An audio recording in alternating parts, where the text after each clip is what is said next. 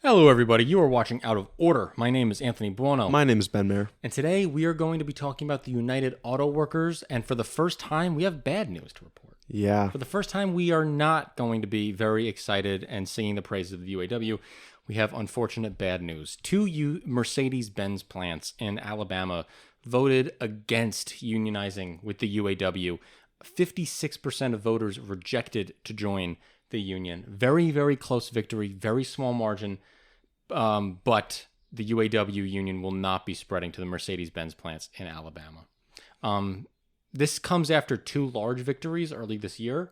There was a big one in the Volkswagen plant in Tennessee. This happened a week or two ago, and it was the first auto worker plant in the southern part of the United States to vote to unionize in the nation's history. It's the first foreign-owned. First foreign-owned. In the South. Thank you. Yes. And that's a huge accomplishment. Yeah. That is a big, big expansion of the UAW. In addition to that win, the union negotiated a new contract, which brought pay and benefit improvements for its members at several North Carolina factories that are owned by another trucking company. Yes. So that's also a positive thing for UAW this year. But the Mercedes-Benz plant story in Alabama is not. Arthur Wheaton has had some commentary on this. He's the director of labor studies at Cornell University. And he has some comments on what this means because, honestly, we're not going to know the effects of these things for like 5 years.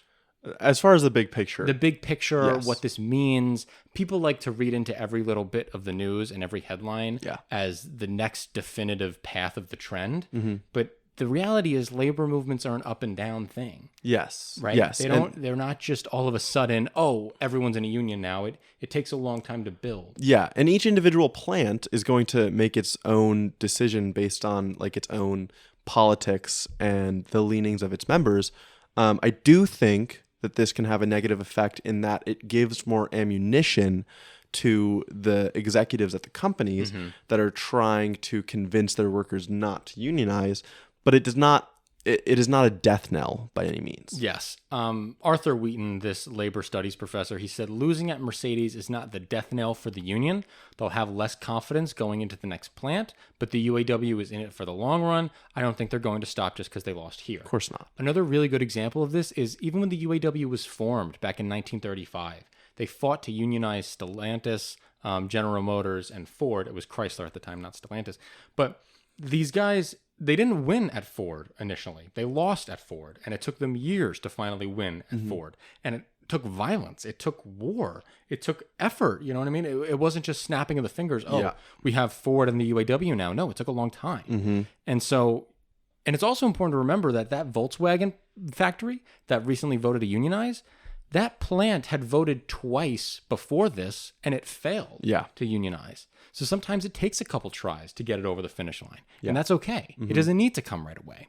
The last time they tried to unionize this Mercedes plant, they actually tried a decade ago, and they didn't even come close to getting enough signatures.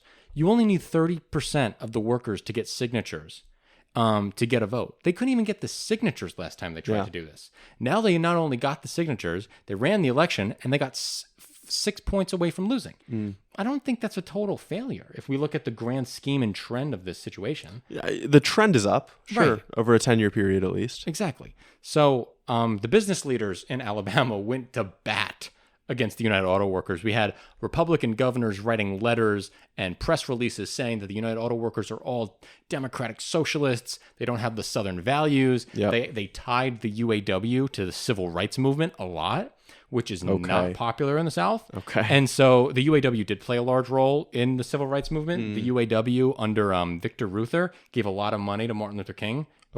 So they were intrinsic with each other. So the Republicans and the conservatives in the South used that to make the UAW a northern institution that, doesn't care about the Southern people and all that stuff. One thing that I want to talk about is how expanding is not stopping. Okay, so now the UAW already has another target in sight. They're going after a Hyundai factory in Montgomery, Alabama.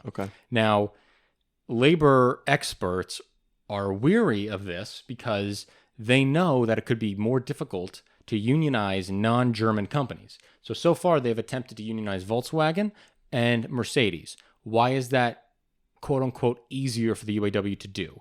Well, it's because German companies have work councils where managers and employees discuss and negotiate workplace issues and production plans. So that already existed inside of this Mercedes and Tennessee plant. Yeah. And the workers at that Tennessee plant and the worker council endorsed the unionization effort. So that workers council already endorsed the unionization effort. That made it way easier for the workers to say, oh, nope, this is a good decision. Let's go be a union, right? Yes. That's not going to exist in Hyundai. The Hyundai factory is already taking steps to try to stop the UAW from gaining any momentum. They recently raised wages in their factory in response to the UAW's success at the Big Three earlier this year. Which good for them, but Right. also that is a tactic to make sure that they don't unionize. They're saying, "Oh, look, you don't need to unionize. We gave you a raise anyway. Yeah. You don't got to unionize. We already gave you the raise, right?" So it's all a ploy to get you to not vote to unionize. We'll see if it's successful. Alabama may be the most difficult state to win union votes.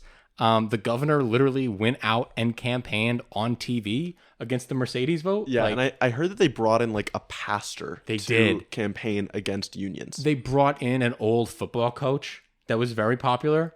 I mean, they just This is politics at its finest. no, it's insane. And at its worst. So we need to do everything we can to support the UAW and see that they expand further into the South. It's better for everybody. It's better for the North. It's better for the South. It's better for workers in Mexico. It's better for It everybody. is literally better for the economy as a whole, everybody except like the Executives. few dozen people that are heading up just these car companies. Exactly. Yeah.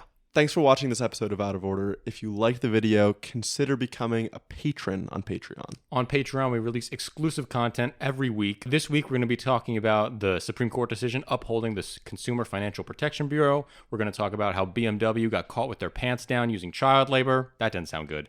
And then new updates in the UAW push to unionize the South. And then for our deep dive this week, we're looking into the Baumol effect.